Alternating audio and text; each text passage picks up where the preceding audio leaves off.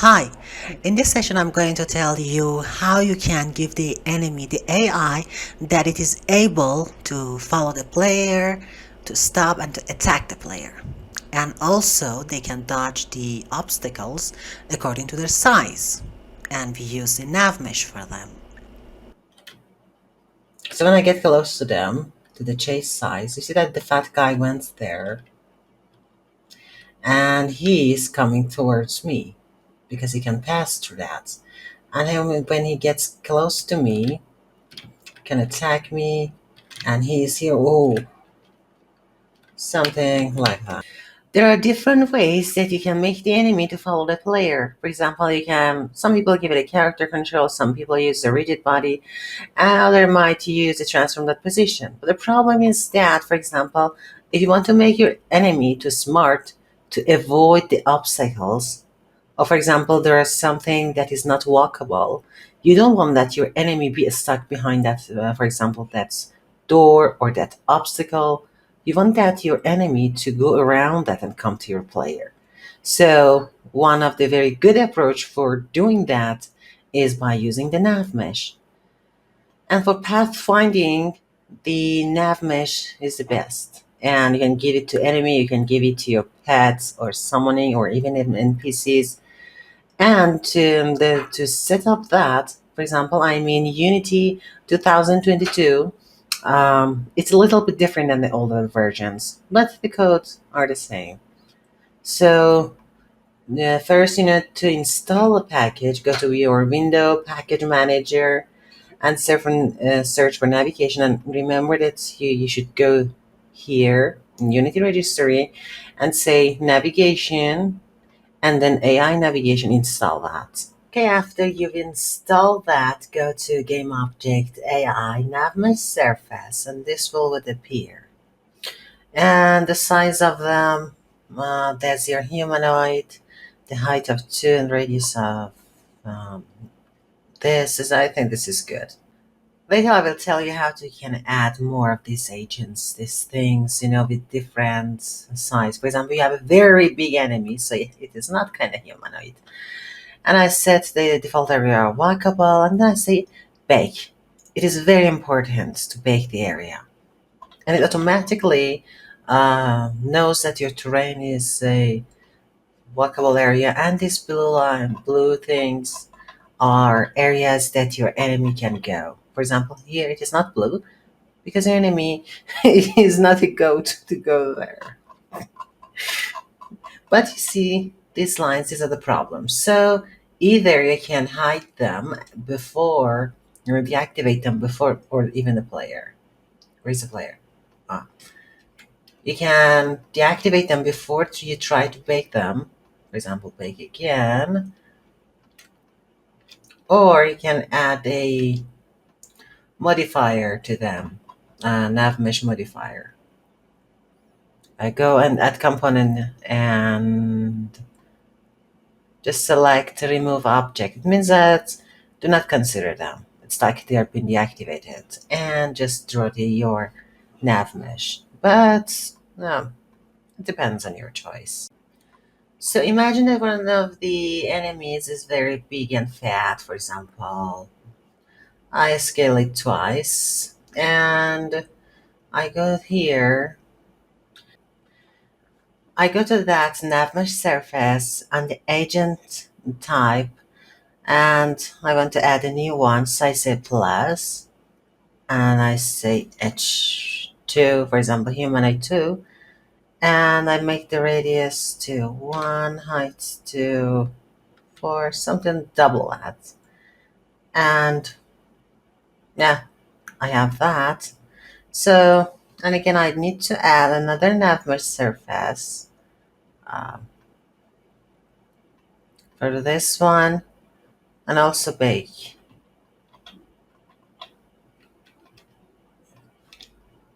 Make sure you remove them. Bake.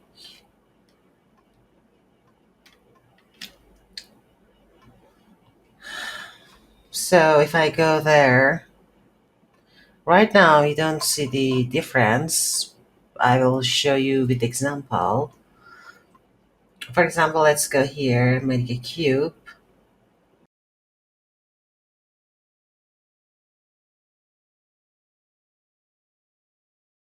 This is my elf. Oh, let's give it a tag player. And let me add this NavMesh modifier. Remove. And then bake them.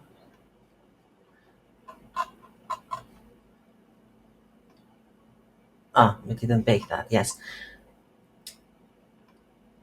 So let me, for this humanoid, make it a little bit. Okay, for this size, let me remove that.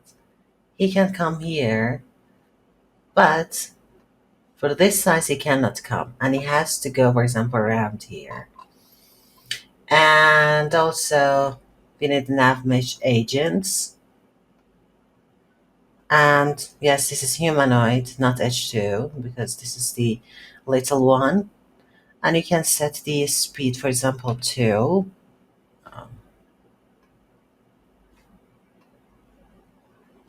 and the agent, yes, it is H2. And the speed is, it should move slower, but I give this the same speed.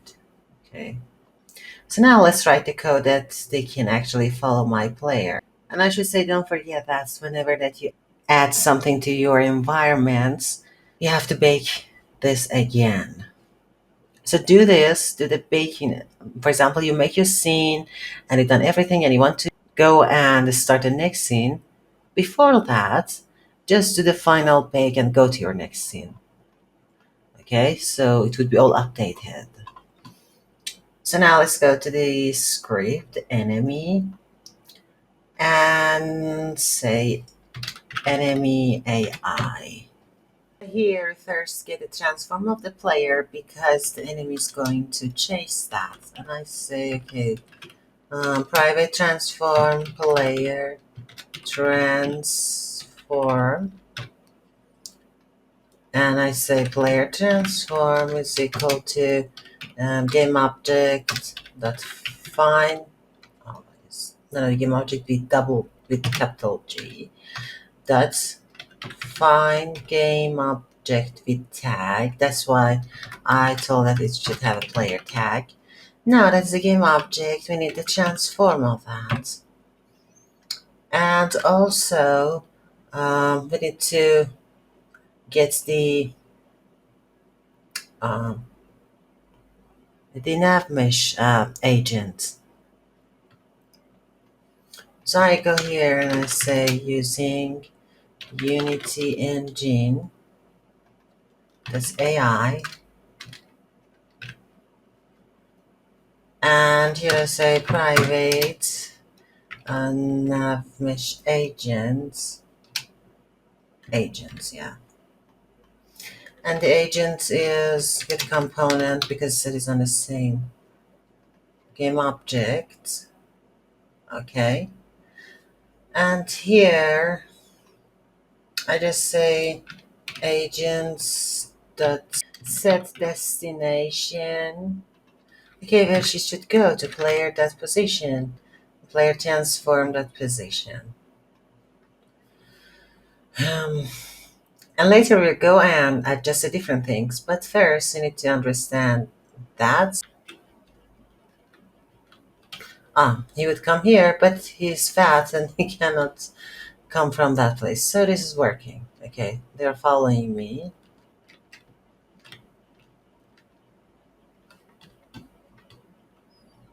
Yes. And later I give them animation so they wouldn't be like a stupid statue. Just like the character control, you don't need a rigid body to add to the enemies that are using the NavMesh. Just give them a capsule collider. And now let's work on their animation, the animator, the trigger, death, And I have attack 1. Because maybe you have combat attack and you can add more attacking, and bull for run. From menu state, go to death. I think it's too much. You can just do that, and then where is the attack?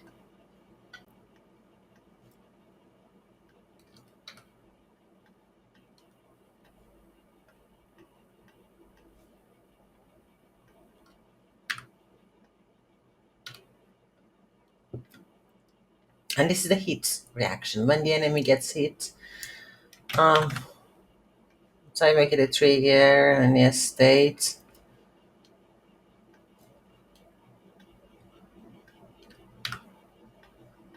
For the other enemies, add something like that. Let's show you once and give it to this. It has exit time and this. Okay, this is for this enemy. If and for others, do that and oh no, let's. I forgot to do that. So here,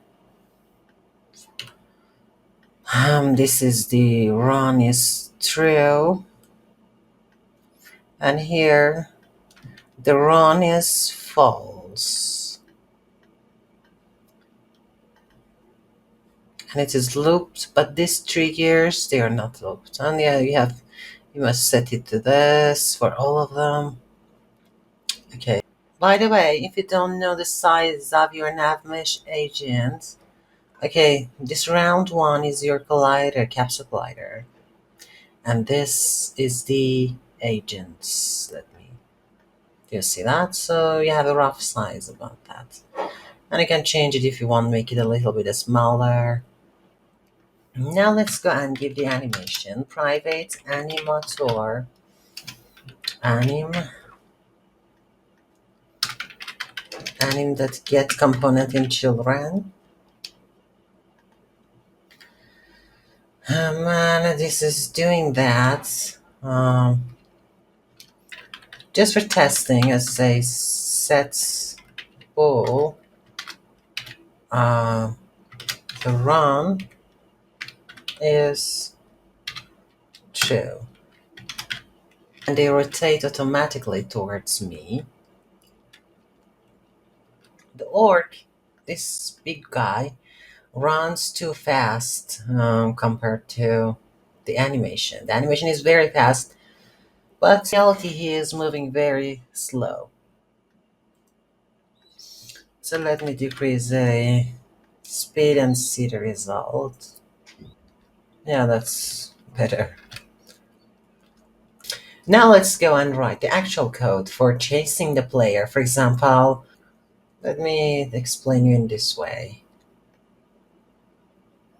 This is my player, and this is this. And there's a distance. When a player is, for example, very far from this, it wouldn't do anything. He wouldn't move. But when a player gets a certain distances from that, for example, gets to 5 meters away from this, he would be alert and comes toward the player. But it shouldn't just come into inside the belly of the player. It should stop, for example, 1 meter away, and then it starts to, for example, attack with the sword. Chase sight or line of sight and stop distance. And we give them here. So I say serialized field, private float, chase sight, for example, 12. And serialized field, private float, stop distance. It would be like 2F. And when you stop there, they attack. Everything works according to the distance. So I get a distance float distance is vector 3 that distance. Yes, player transform that position, but transform that position. It means for the enemy. And now I say, if distance is minus or equal to stop distance, then it should attack. And it is called too close to the. Oh, this is too close to the player, and he should attack. And I say, anim dot set trigger. Big later give it a cooldown, but and also if it is running, the running should be false. And okay, here I say we give it a cooldown. Serialized fill, private, float.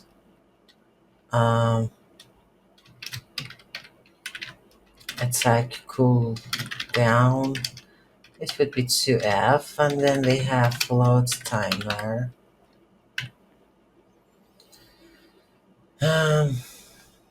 At first is like that, so it is ready to attack if it's in the beginning of the game somehow. And let me timer time, that's delta time.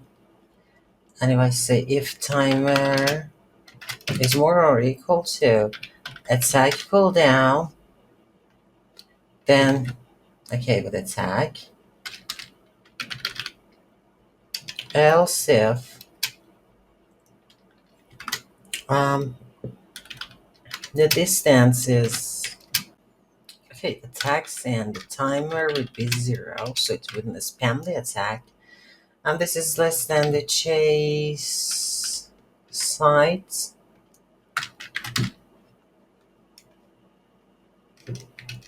Then we should say that. Else, if it is really far away, then we say agent dot I think it was reset path. Yes, it means that the enemy stops, and this would be false. Okay, when I'm very far away from him, he doesn't do anything. If I go here, he comes towards me. Okay, just to fix that problem, so it wouldn't move when it is too close to me, just say okay, and distance is more than the stop distance. So if it is more than that distance, then move. Otherwise, you should not move. It doesn't push me away anymore, but there's a problem. When I'm in that distance and when I rotate that, for example, I go on back of him, he doesn't rotate towards me unless I go away and set destination be activated, and then, but here it doesn't. So for this situation, I manually make the enemy to rotate towards me when he is here. So I make another private void, I make another function, and it is the rotate towards player. And I say vector 3 direction is okay, transform that position, yes, but normalize means that every direction, and even in diagonal movement, it would have the same speed. And then I make the y1 0, so it prevents the enemy to tilt. Cool. Yes, I'm sorry. Quaternion would equal to, yes, do that, and then we have to update that for the enemy. So transform that rotation is equal to, we just use the lerp. So I say quaternion, that's lerp, between the enemy and the player. Transform that rotation and quaternion, and how fast it should be. I say time that's delta time in, for example, 5F. And it's better that do it checking if direction isn't vector to the 0 to prevent some errors if there are not any distance, something like this. And I call this function in the attack. I'm sorry, here I should have the player chance, because in this situation it just looks away. So let me put that here. And for large angles, you can use a slurp. So let's make it a slurp. It is good for bigger angles and it makes it more smoother. It's a slurp. But lerp is good for, smaller angles. And if you use it here, it might make it a little bit unnatural. And also, you can use the agents that it was, I think, angular speed. Yes. So use that NavMeshAgent and its own angular speed. So you don't have to individually give that some, speed. And now if I go to this, and this is the angular speed, and I can make it, let's play with that number. For example, 20. This is very slow, so I make it 80. As you see, it's not as smooth, and it just jumps and rotates towards me. The problem is because it only does that once a second, or every 2 seconds it does that. So let's move that. If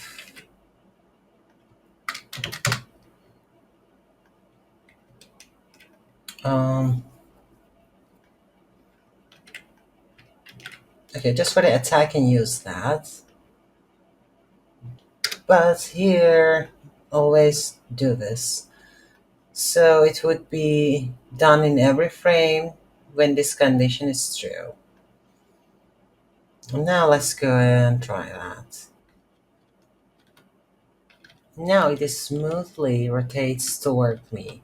And if you see that he is still in this position before it goes to running, you can make it a little bit faster. You see, you have to, let's make an exaggerated number.